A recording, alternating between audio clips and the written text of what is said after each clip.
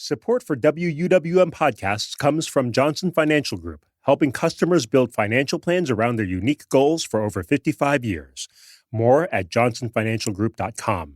Johnson Bank and Johnson Wealth Inc. are Johnson Financial Group companies. From 89.7 WUWM, Milwaukee's NPR, this is Lake Effect. I'm Joy Powers.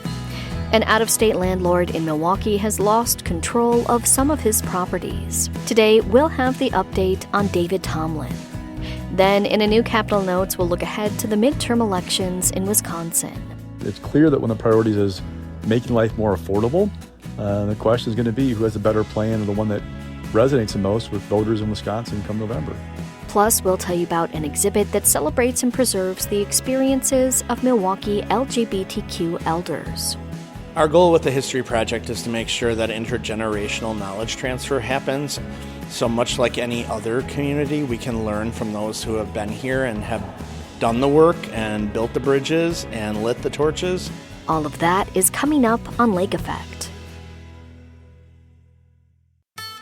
This is Lake Effect from 89.7 WUWM, Milwaukee's NPR.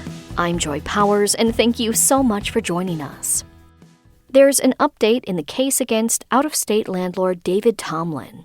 He and his properties were at the center of WUWM's How to Evict Your Landlord series, which you heard back in April. It examines Tomblin's business practices and how his tenants allied with the city of Milwaukee to take properties out of his hands. Tomblin is the founder of the real estate investment company High Grove Holdings Management, LLC. And last week, a judge ruled he will lose control of about 1/3 of the 250 rental properties he owns in the city. WUWM Sam Woods has been following the story and has this update. Calling 25 CV 854, U.S. Bank Trust National Association versus RPR FIIA LLC et al. Appearances. A lawsuit concerning over 80 of David Tomblin's properties effectively ended Wednesday at the Milwaukee County Courthouse. It's where a judge ruled in U.S. Bank's favor in a case involving High Grove founder David Tomblin. U.S. Bank says that Tomblin owes over $8 million on a loan he has not paid toward for over a year. U.S. Bank sued Tomblin over a year ago, seeking to put 1/3 of his over 200 rental properties into receivership.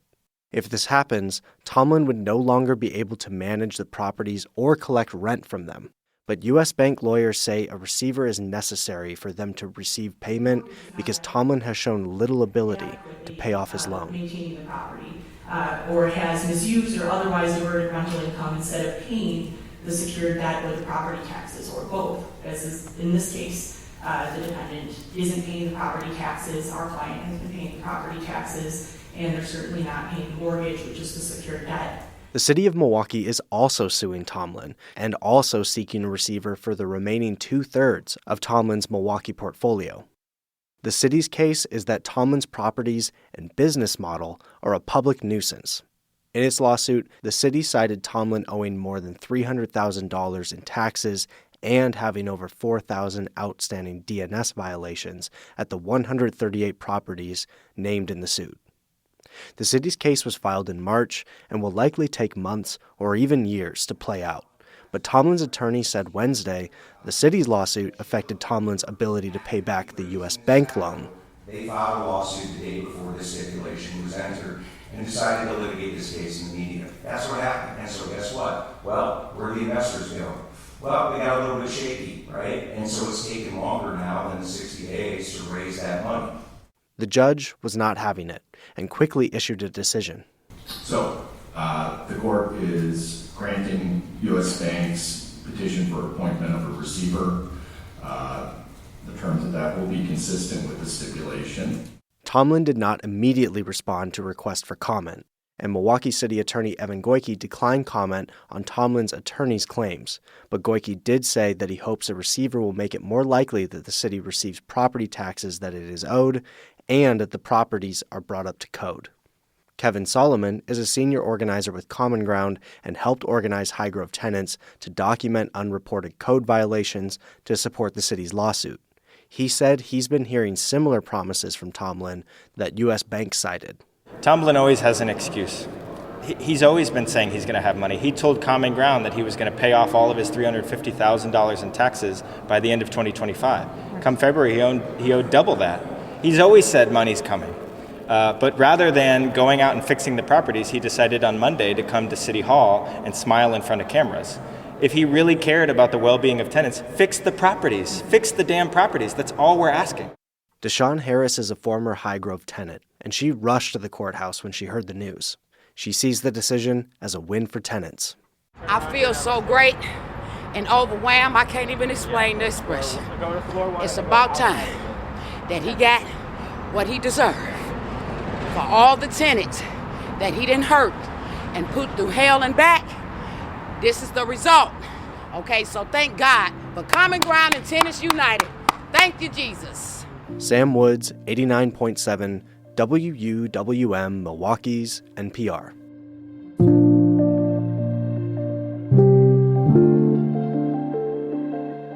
You can check out our series about landlord David Tomblin and the fight that tenants in the city of Milwaukee have waged against him at WUWM.com/How to Evict Your Landlord.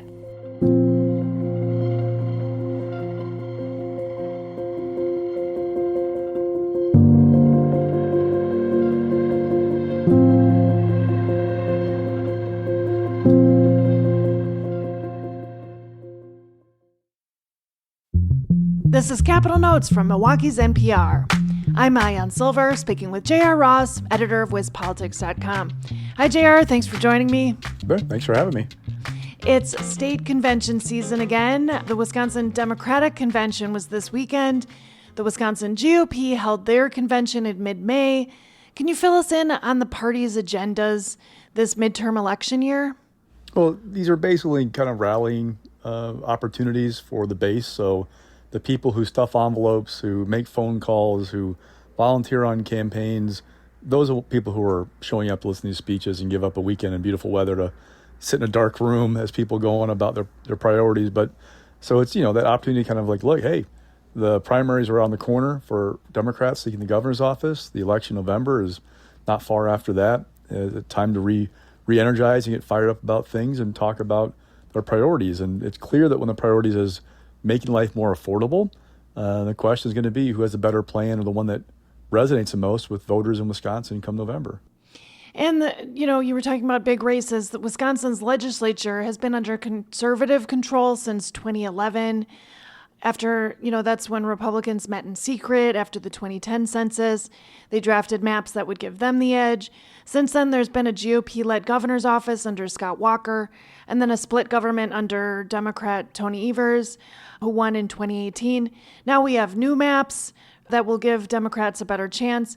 What's at stake in this midterm election year when talking about control of the Wisconsin legislature? Well, if there's a trifecta for Democrats, they can enact a string of policies they've been stymied under Governor Evers. There are a host of ideas from legalizing recreational marijuana to overhauling a tax break for manufacturing and agriculture to, family paid family leave. It just goes on and on and on. And one of the big things is that there is a Democratic trifecta is they would draw a new map.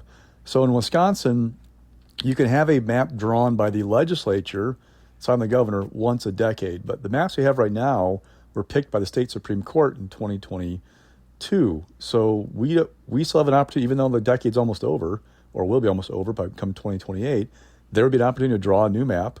There are obviously lawsuits pending before the state Supreme Court on that very topic. But if you have Democrats have the opportunity, they would draw a map that would at least make it a 4-4 split rather than 6-2 for Republicans, and maybe find a way for a 5-3 or 6-2 map for Democrats. The opportunity, at least. There are no guarantees in politics, right? But that'd be a big deal. That would definitely influence nationally control for the House in 2028. Yeah, when you talk about those splits, you were talking about the congressional maps, right? Yep, yeah. Right now, 6-2. There's one swing seat in western Wisconsin that isn't really swingy sometimes. President Trump won it by like 5 points or so in 24, but Derek Van Norden ran behind the president in 24, and he's a target. The first district in southeastern Wisconsin can be competitive, the right candidate, right environment, but Brian Stile has done a very good job running at the top of the ticket. So right now, there's not really a path for Democrats to get to a 50-50 map in Wisconsin, barring an amazing electorate, barring incredible resources and great candidates. It's not on the cards, but if you have a chance to draw that map, they could create an opportunity to pick up a couple seats at least in 2028. And June 1st was the filing deadline for candidates before the, it's the August 11th partisan primary. And then after that is the November 3rd general election. I'd like to zero in again on those state legislative races, starting with the state Senate. The current balance there is 18 Republicans and 15 Democrats. You've said in the past that there are 4 seats at play for Democrats to get the majority. One's currently held by a Democrat and 3 are held by Republicans. What do we know about these primaries to watch now that those signatures are in? So in those 4 seats, there's a primary in the 17th Senate District. That's one held by Howard Markline, Republican from Spring Green, co-chair of the Joint Finance Committee. Jenna Jacobson's a Democrat in the Assembly from Oregon. She has got the Senate Democratic leadership behind her, but she still faces 2 opponents in the primary for the nomination. So she's got a little work ahead of her to nail that down. You'll likely see a lot of groups weighing on her behalf to help her because she's kind of the favored candidate. But watch that primary there. The rest of them, it's pretty straightforward what's going to happen. We're going to have in western Wisconsin with Jeff Smith, a Democrat, the only one who's really in a targeted seat in the Democratic caucus. Michelle Skinner ran for the Assembly in 2024. An Eau Claire area seat lost by a few points to Jody Emerson. During that campaign, she got knocked because opponents accused her of spending too much of her time in the winter down south, and she drove around the district in campaign season in a campaign car that had Georgia license plates on it. So it kind of sent a message she wasn't really a full-time resident of the district. Then you go over to southeastern Wisconsin, 2 seats at play there.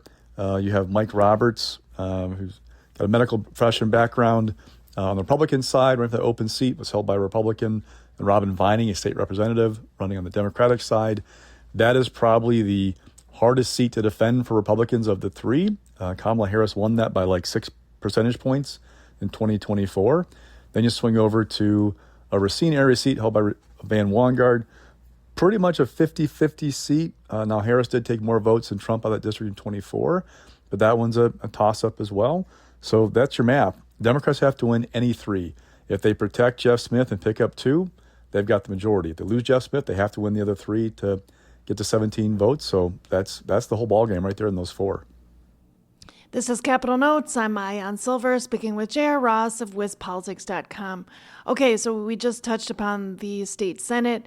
What about in the Assembly? There are 99 representatives there, and the current balance is 54 Republicans to 45 Democrats. Can you break down the races to watch?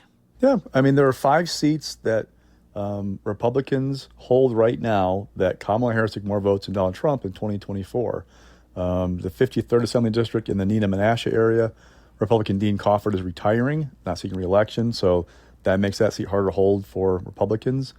In the Milwaukee area, Jesse Rodriguez, Republican from Oak Creek, she's retiring. Hers is the 2nd toughest seat to defend for Republicans. Then you go over to kind of southwestern Wisconsin, Todd Novak at Dodgeville. His is the 3rd toughest seat probably to defend for Republicans, just based on top of the ticket numbers. Then you go to Ben Franklin up in the Green Bay area. He's another one within a Trump-held seat. Then Bob Donovan back in southeastern Wisconsin again. Now, Donovan won by a comfortable margin, at least in terms of Wisconsin swing seats go, in 2024. He's targeted again this year. Those are your 5 that are kind of the top ones to watch for Republican-held seats. Then you have one Steve Doyle, an Onalaska-only Democrat, has a seat that was won by Donald Trump in 2024. He's the only real big defend for Democrats. Then you have some reach seats. They're ones that maybe in the right environment you could win them for Democrats, but it'd be tough. Pat Schneider up in the Wausau area, Shannon Zimmerman over in River Falls area, and then Clint Moses, a nominee. So that's really your map. There aren't many other opportunities for Democrats because, the way the map was drawn, there are a limited number of seats where they can be competitive beyond the true blue ones.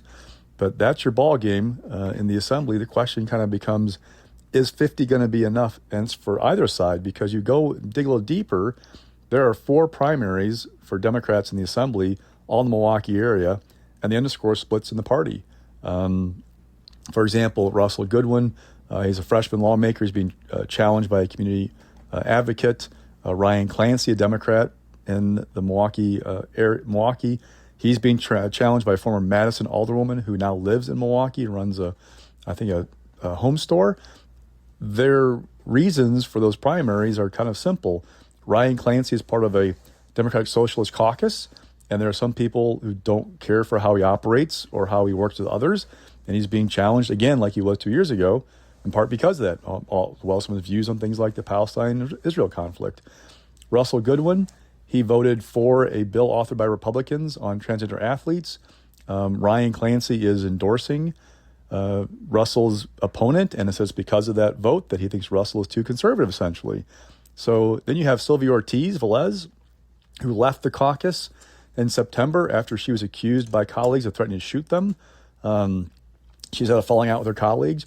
She's being challenged in her primary. And then Priscilla Prado, who was the subject of Sylvia Ortiz Velez's ire at one point in this whole kind of thing this past fall, she's being challenged by somebody that seems being kind of like a surrogate for Sylvia. So there's some real intra-party problems there that is going to affect, like, even if you get to 50 votes, it might not be enough to govern because you have these rifts within the party about how things should go.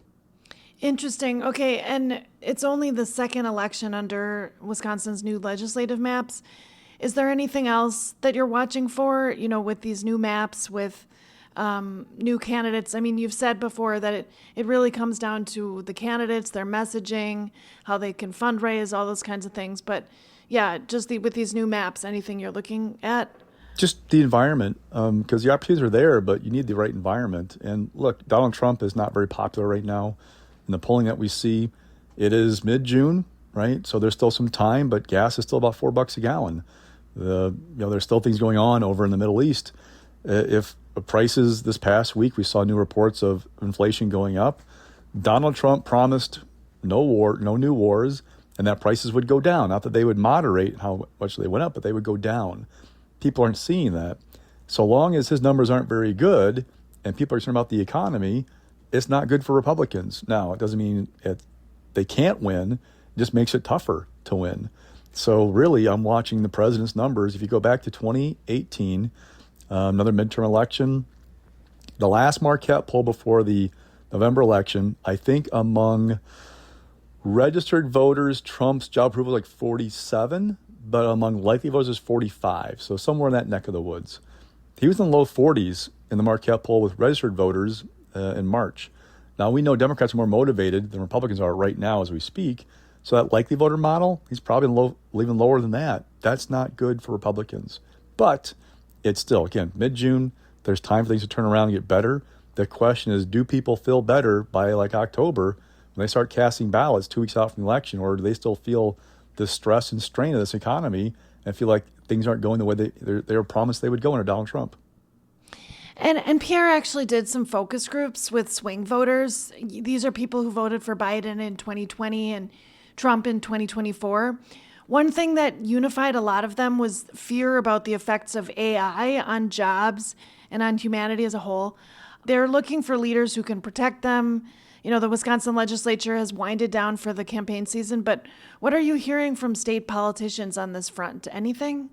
Not right now. They tried to pass a data center bill, didn't get bipartisan support and died. I think it passed the Assembly possibly, not the Senate.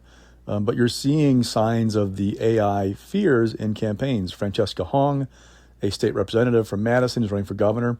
She put out a policy on AI last week.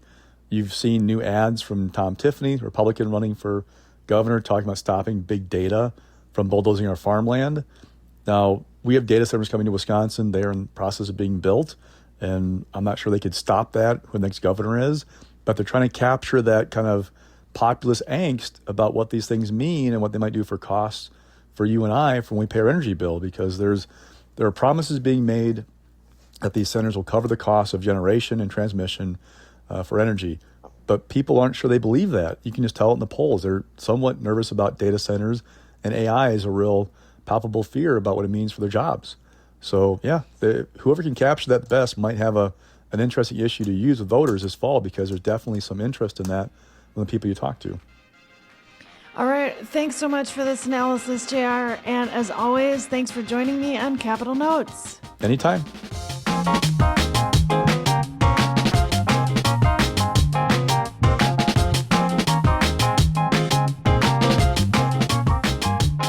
Just like Capital Notes, Lake Effect is available as a podcast, so you can listen when you like. Find it wherever you get your podcasts. Then subscribe, download, and listen on demand.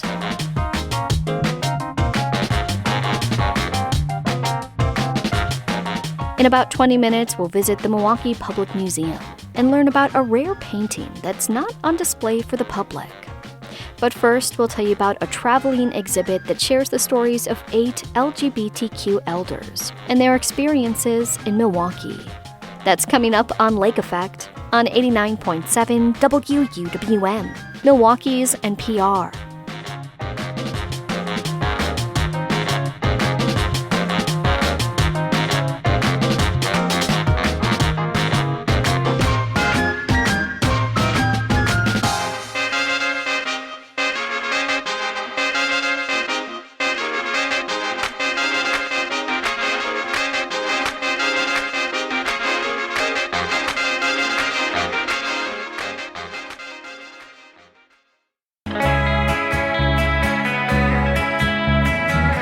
You're listening to Lake Effect on 89.7 WUWM. I'm Joy Powers. They ignited the torches. They blazed the trails. They guided our path forward. The Wisconsin LGBTQ History Project recently produced an exhibit and documentary profiling 8 beacons of Milwaukee's LGBTQ history.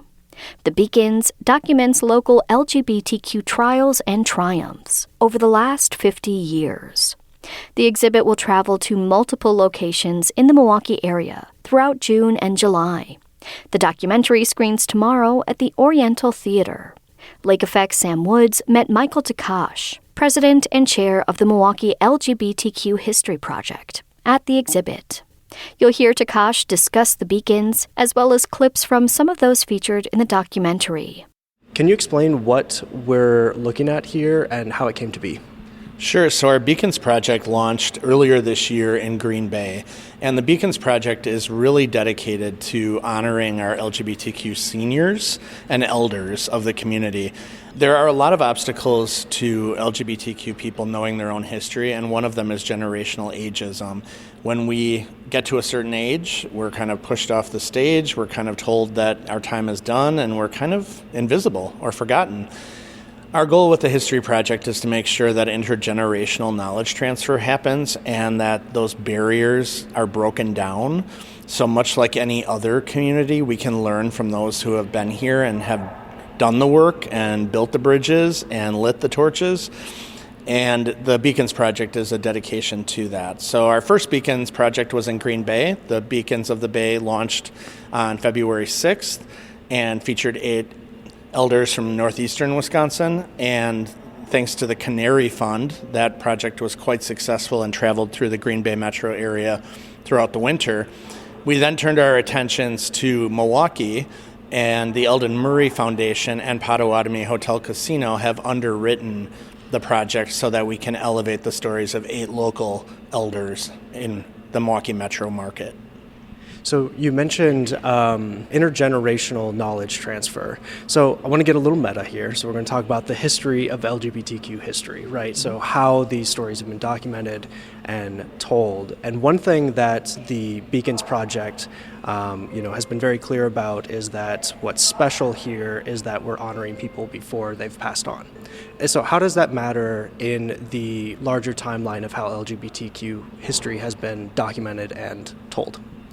Sure. So one thing that we always forget is that LGBTQ history is a fairly new discipline. It really didn't begin in earnest until 1994, and that was the year of the 25th anniversary of Stonewall. And there were very committed efforts that year to start documenting and preserving a history that was rapidly disappearing at the height of the AIDS crisis. And in Milwaukee, we were kind of ahead of the curve thanks to Louis Stimick, who was researching and documenting LGBT history in the 1970s. He actually taught a gay history course at the Milwaukee Free University from 1975 to 1980, which was really groundbreaking when you consider there was no internet, there were no digital records, there was no on-demand anything. But somehow Louis pulled together a pretty strong curriculum and taught it for 5 years, even though he was pretty much dismissed by academia as not real, like a not real, not legitimate, not professional.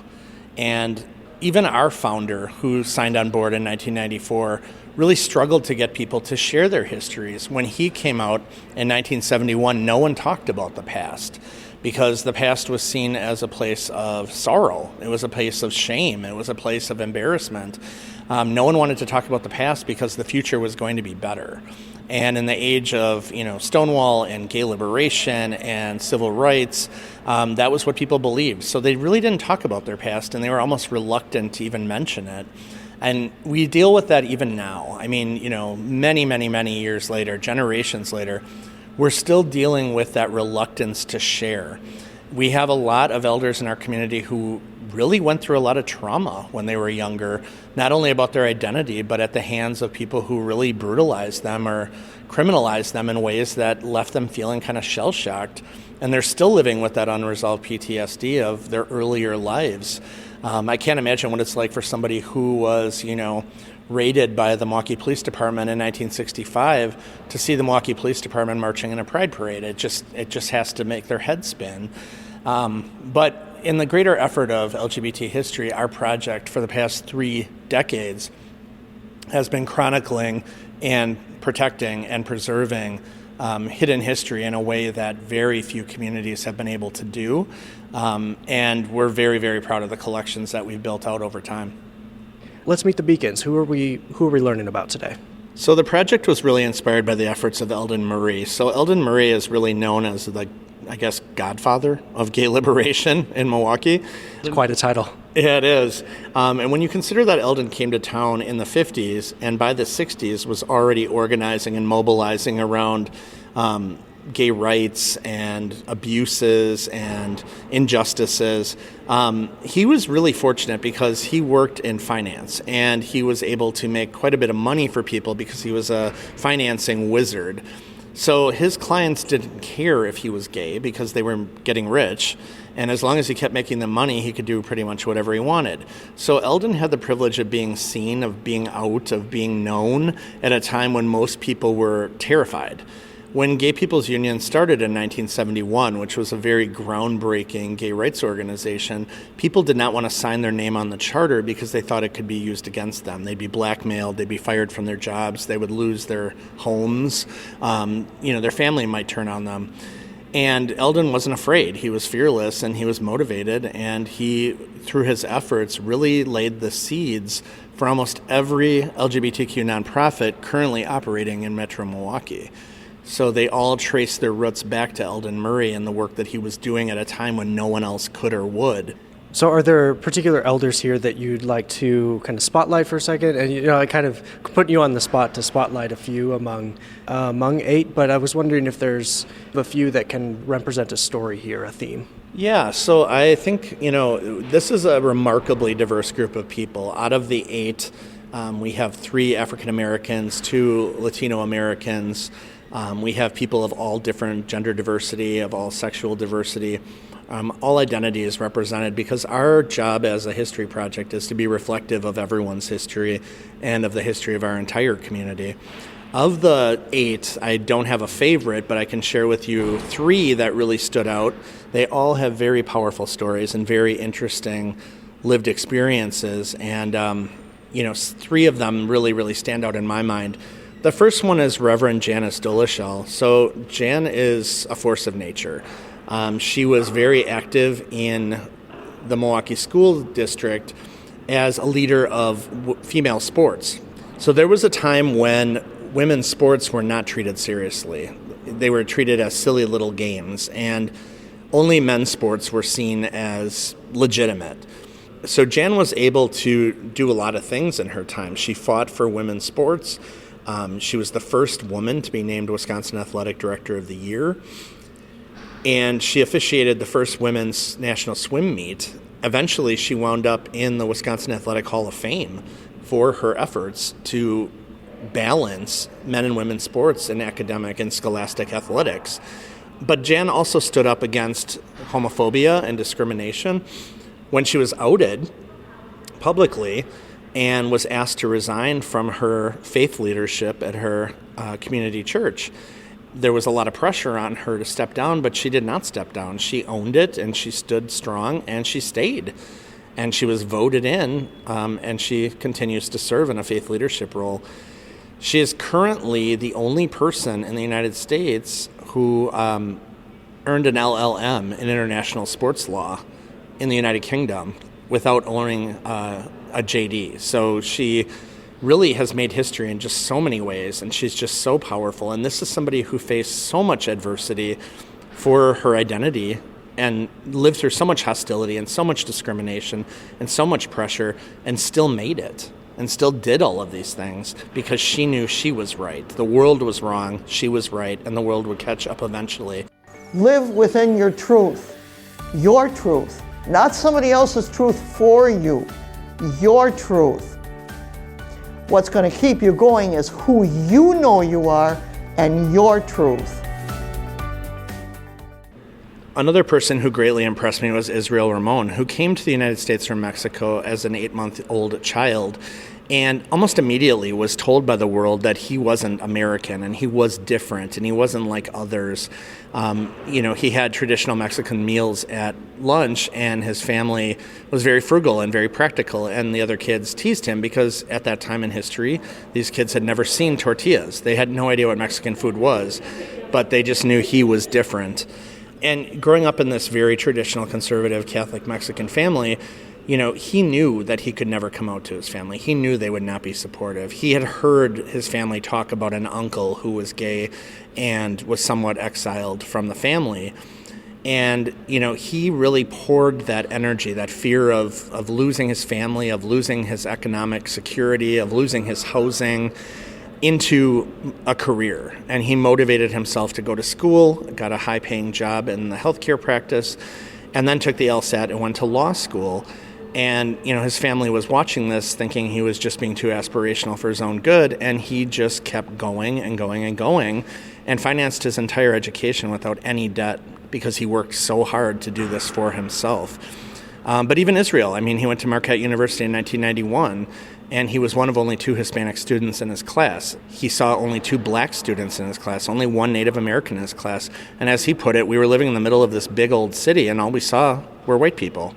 So, this is somebody who did not come out till much later in life, had already achieved massive career milestones by then, but worried so much about being accepted by his family that he felt that he had to stay in the closet and live this, hyper-successful but not entirely authentic life. Especially if you're a young person and you decide to come out as gay, bi, trans, the whole spectrum of human sexuality, and you decide to come out. When you're young, you don't have the safeguards that most people have that have established careers and homes and things like that. And, as he said to us, that time just seems like he was trapped in a dark cage, and since he's been out, his life has really begun. So, it's just another lesson that, being different doesn't have to hold you back from anything you want to do in the world, but also that self-acceptance is probably more important than any material gain. I enjoyed many, many years of practicing law. I have the honor and privilege to be the Register of Deeds for Milwaukee County. And I've really enjoyed my life here and my work here and the friends that I've made along the way. It's been all positive for me here in Milwaukee and in Wisconsin in general. Another person I wanted to showcase was Dynasty Scott. So Dynasty grew up in a very religious family as well as an African American. she was very involved in church and very involved in choirs and talent shows, which really got her hooked on being an entertainer. So when she was growing up and wanted to find her people, she didn't even know where to go. And someone told her, take the bus downtown and listen for the music. If you follow the music, you'll find the clubs. And she did. She found the clubs when she was underage and, got into some of them and didn't get into others. But she saw what freedom looked like, and she really knew she was with her people. She discovered drag at Halloween, like so many people do, but she really felt natural and right in women's clothing and, really coming onto her own and understanding what transgender identity meant, and, that it was something that wasn't a phase or an option. It was something that was part of her that would never go away. But the part of her story that really blew my mind was that, in the South, when she attended her first drag shows and she saw inclusion and acceptance and celebration and belonging, and then came to Milwaukee, she saw something quite different. She saw white-owned gay bars discrimination openly against black performers. They wouldn't even see you perform and they'd already be saying no. They would have one girl in the show who was black, and that was enough. People actually told her, we have our one black girl, we don't need another one. And it had nothing to do with who you were. It was just that you were black. It didn't matter how good you were. It didn't matter how you were dressed or what you looked like. It was simply the color of your skin. And then she saw that same discrimination applied to customers. So that was shocking that, in these spaces that are havens from the outside world, these spaces couldn't even be havens for people of color at a time when these spaces were needed even more than they are today. It was just very uncomfortable, the way they made you feel. So then when they started having shows, there was no black people, no black entertainers. It was just all white. So then when you finally saw one, you were like, wow, it's a black entertainer. I don't care how talented other black girls were, they only wanted one token at a time, which is very discriminatory when you know that now. You just don't do that. But I think that her story especially appealed to me because there was so much triumph behind it. She went into drag, she did get booked, she did earn a crown, she did pursue her transition, and now she is a very happy, whole, healthy, wise woman who shared a lot of lessons with us. And, she is an example of the mothers of the community that we need. The people who are there to care for others and to help people of all ages with their issues because of the life that they've led and the lessons they've learned and the knowledge they have to impart. So, Dynasty really impressed us because she had really lived, and she had a lot of living to share with us. You gotta love yourself, and then you gotta show love to other people. What you want, you need to put out. I'm gonna respect you, please. And if they don't, just wait on them. But if you keep living your life with integrity, respect, loyalty, and honesty, they eventually, it's gonna come back to you. So we've highlighted a few of the beacons here, but are there common themes you see as you've put this together? What are some themes that come through at this exhibit? So the one thing that I will say is defiance. Every single person we interviewed was defiant in the face of adversity. They did not take no for an answer. They could not be bullied. They could not be silenced. They could not be shut down. And they never lost track of their dreams. They were very committed to achieving great things in life, and they didn't let anyone tell them no. And I'll say that that's kind of the spirit we need today. Sadly, all 8 of these people, plus Eldon Marie, heard horrible, divisive, insulting, dehumanizing rhetoric when they were young that would have crushed the souls of even the strongest people, but still they persisted, still they persevered. They really, just pursued the life that they wanted for themselves, and they didn't care if anyone approved. And I think that's a message that youth need to hear today, is that, in the end, you have to live your own life, and you can't live for other people, and you can't live for the approval of others. You can't let anyone get in the way of you achieving great things. So what's next for this exhibit and the documentary screening tomorrow? So the exhibit moves throughout Milwaukee County this summer. First, it will head to Art Bar from June 11th through the 14th, then Style Pop Cafe in Walker's Point from the 15th through the 21st, and then it will move to the county courthouse for 2 weeks in the Rotunda, where it'll be publicly viewable by all. And then finally to the Milwaukee Public Library for 2 weeks, and then the Milwaukee LGBT Community Center. So there's lots of opportunities to see these faces, to hear their stories. But most importantly, the documentary will debut Tuesday, June 16th at 7 p.m. at Milwaukee's Oriental Theater. It is a donation of $10 to the History Project, which is tax deductible as we are a 501c3 nonprofit. Your investment in the History Project will support the next chapter of the Beacons Project, which will be in Madison this fall, as we select 8 additional elders who have contributed to life in the Beltway. Well, Michael, thank you so much for joining me on Lake Effect. I appreciate your time. Thank you. Michael Takash is the president and chair of the Milwaukee LGBTQ History Project. He spoke with Lake Effect's Sam Woods. The Beacons documentary screens tomorrow at the Oriental Theater.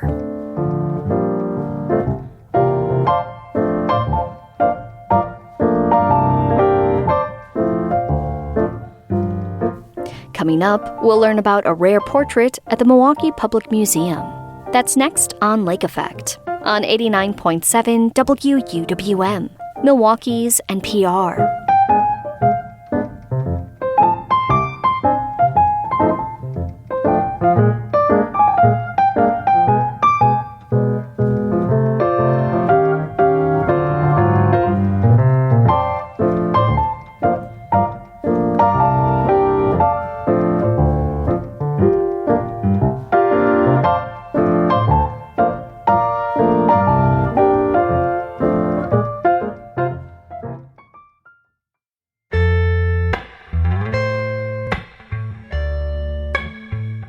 This is Lake Effect on 89.7 WUWM. I'm Joy Powers. The Milwaukee Public Museum has more than 4 million artifacts in its collections. Those items are being packed up and moved to the museum's new location, which opens next year. Many of the museum's items are not on display at the current location. Today, we'll examine one of those unseen items. It's a rare painting called Menominee Women. Dawn Sher-Tomei, the museum's anthropology curator, says it's a rare record of how Native women used European goods. Sher-Tomei met with me and WUWM's Eddie Morales to share more about the artifact. Are there any items here that haven't been displayed before that you plan to display in the future museum? Yeah, I mean, some of the ones that we have on the table here, this particular piece was on temporary display just for a little while in a couple of exhibits. I love this painting. It's called Menominee Women, so it is also Wisconsin. It was made by an artist named Samuel Brooks in 1858, so before photography was prominent. And so it's very unusual also to have images of women, at that time that were painted. So it's a wonderful record for the Menominee tribe to have this.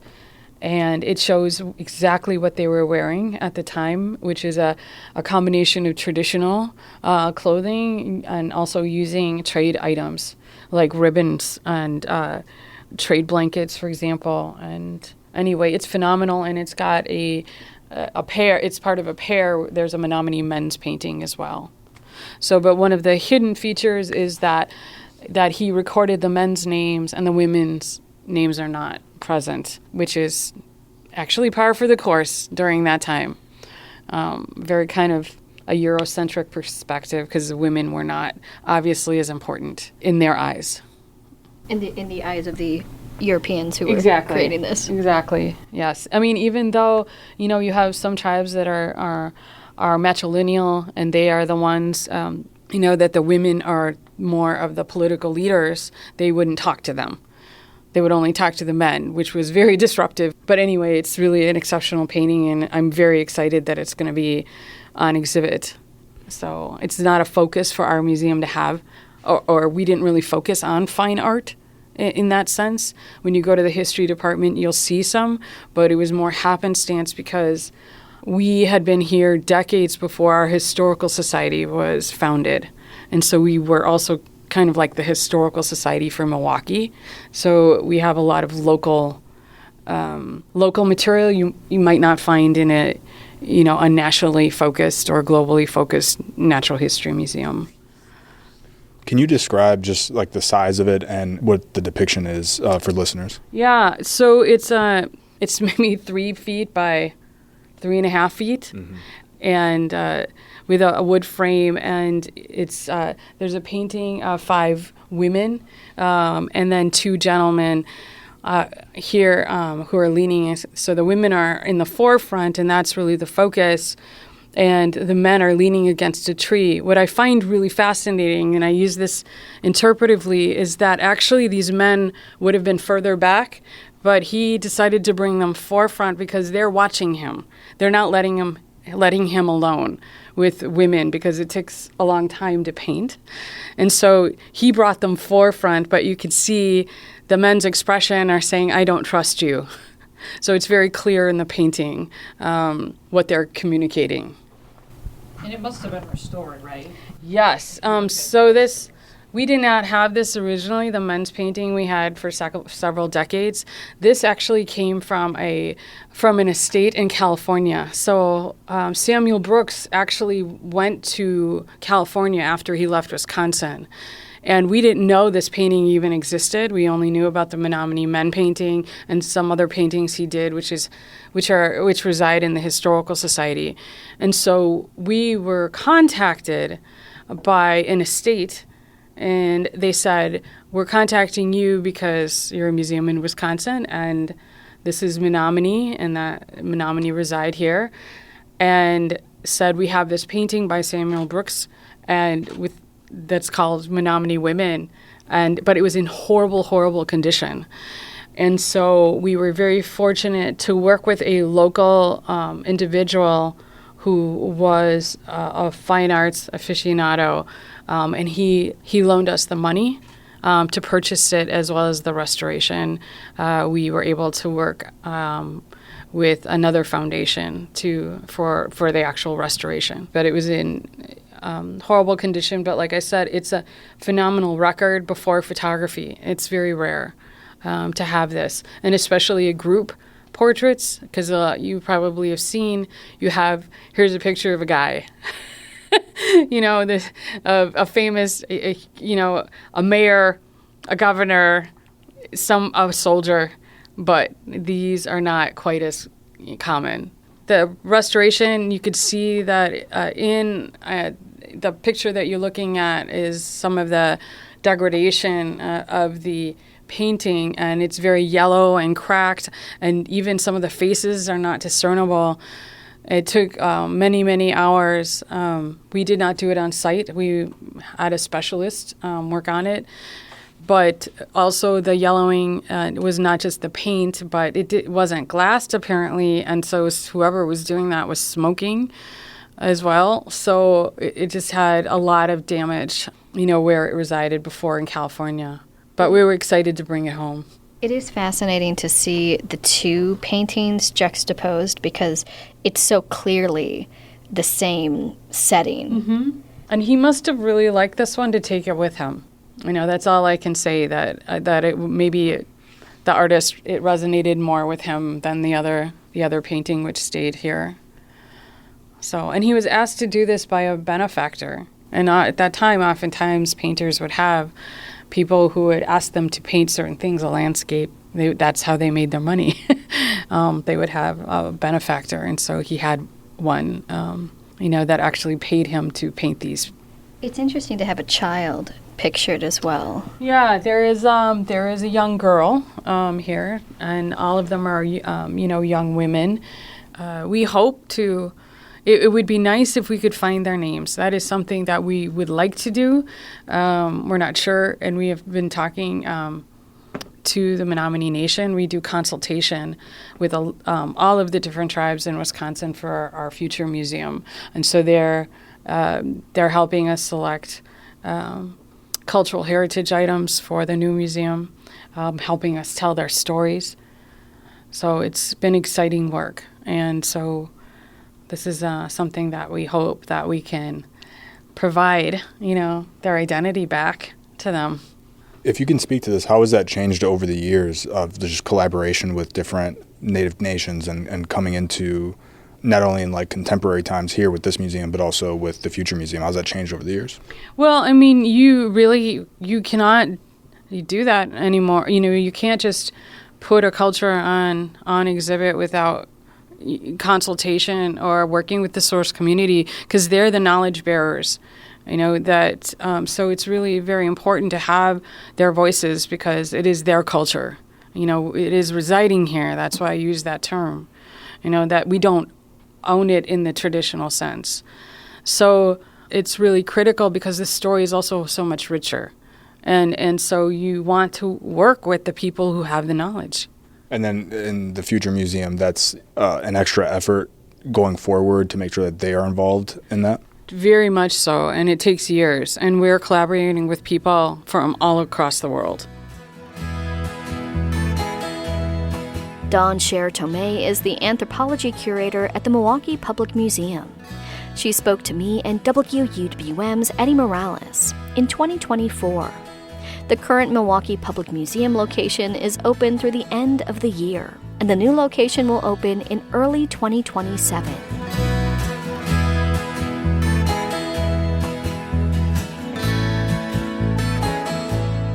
And that wraps up today's show. Thank you so much for being here with us. I'm Joy Powers. If you missed any of Lake Effect this week, you can find all of our conversations at WUWM.com. If you'd like to take the show on the go, you can download the Lake Effect podcast wherever you get your podcasts. Tomorrow on Lake Effect, we'll speak with one of the pioneers of Juneteenth to learn how the Milwaukee celebration got started and some of her fondest memories of the day. Thanks so much for joining us right here on listener-supported 89.7 WUWM, Milwaukee's NPR.